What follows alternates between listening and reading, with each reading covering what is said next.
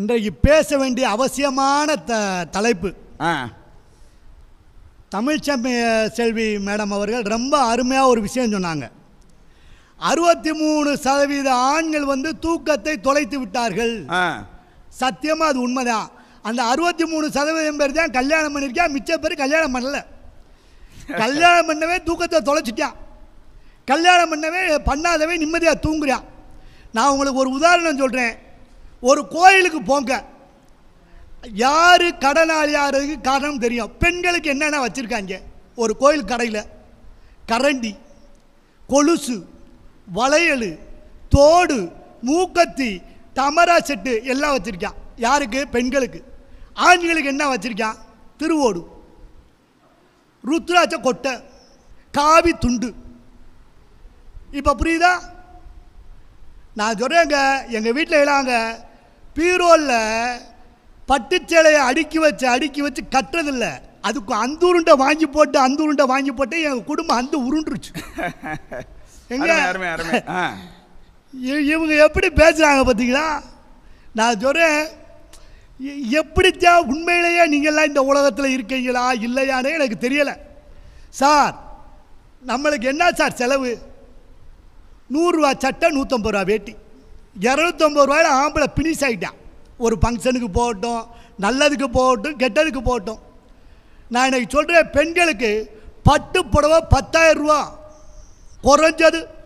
1 லட்சத்துக்குலாம் இருக்கியா? இல்லை, நான் குறைஞ்சது சொல்கிறேன். குறைஞ்சது 10,000 ரூபா பட்டு புடவை.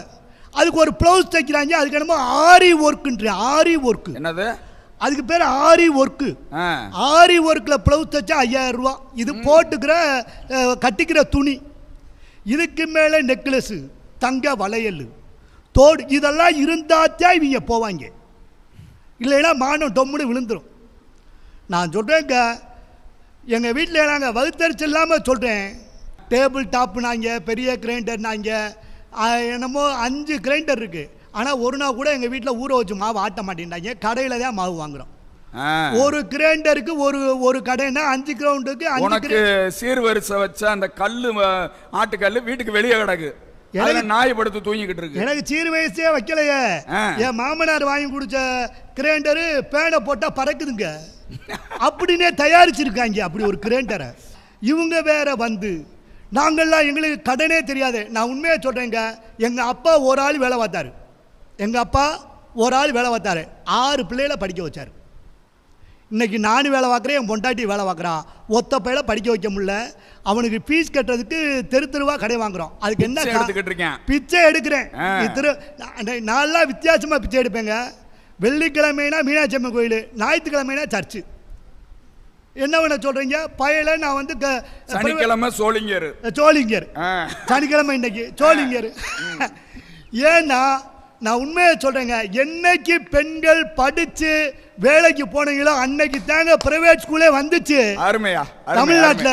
என் பிள்ளை இந்த ஸ்கூல்ல தான் படிக்கணும், என் பிள்ளை ICC சிலபஸ் தான் படிக்கணும். நீயே 3வது பெயில் நீ சொல்லி கொடுத்துருவியா?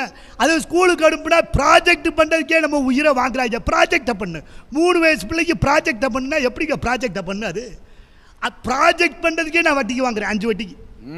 சாட்டை வாங்க சொல்கிறாங்க, மீன் தொட்டியை தூக்கிட்டு வர சொல்கிறாங்க. ஸ்கூலுக்கு அனுப்புகிறேன்னா இல்லை ஸ்கூலில் டீச்சர் சொல்லித்தர வேலை பார்க்குறாங்களா இல்லை ப்ராஜெக்ட் வேலை பார்க்குறாங்களானே தெரியலை. எப்போ பாரு ப்ராஜெக்ட் பண்ணு. நான் சொல்கிறேங்க, நான்லாம் நடந்து ஸ்கூலுக்கு போனேன். இப்போ வேன் பீஸே மாதம் 3000 ரூபா தர்றேன். வேன் பீஸ் 3000 ரூபா தர்றேன், 10 பீஸ். இதுக்கு யாரு காரணம்? சத்தியமா சொல்றேன் சார், என் மனச்சாட்சியை தொட்டு நான் மட்டும் இல்லை, மக்கள் தொலைக்காட்சி மூலமாக சொல்கிறேன்.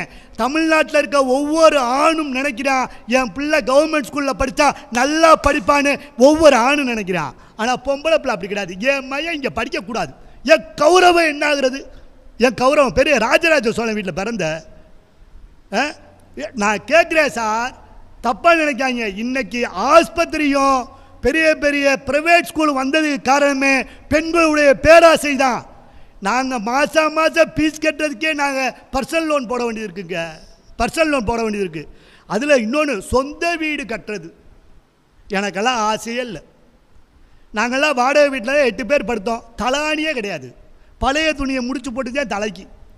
நாங்கள் பெட்ஷீட் வாங்கினது கிடையாது. அம்மா சேலையை விரித்து தான் படுத்தோம். போர்வையை வாங்கினது கிடையாதுங்க, தலகாணியே வாங்கினது கிடையாது. எங்கள் அப்பா ₹1 கடை வாங்கினது கிடையாது சார். கைதட்டுங்க சார். எங்கள் அப்பா ₹1 கடை வாங்கினது கிடையாது. ஆனால் இன்னைக்கு கேட்டோன்னு ராமநாதன் யாருக்கும் கைதட்டணும்னு சிந்தனையே வர மாட்டேங்குது.